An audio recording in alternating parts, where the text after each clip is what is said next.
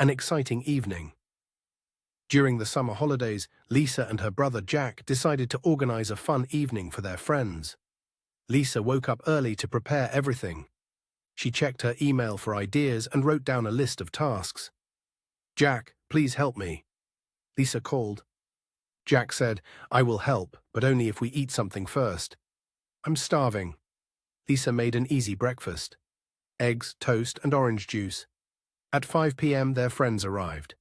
Each guest brought something for the party. Lisa's friend Sarah brought a DVD. Jack's friend Mike brought snacks. Sarah joked, "If this party costs money, I only have euros." Everyone laughed. They all decided to play a game first. "Let's play a memory game," Jack suggested. In the game, Lisa had to touch her ear and remember 8 words starting with the letter E.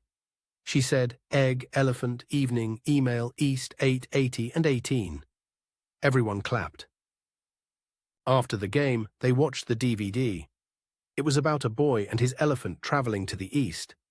The story was so exciting that even Jack, who usually doesn't enjoy movies, loved it.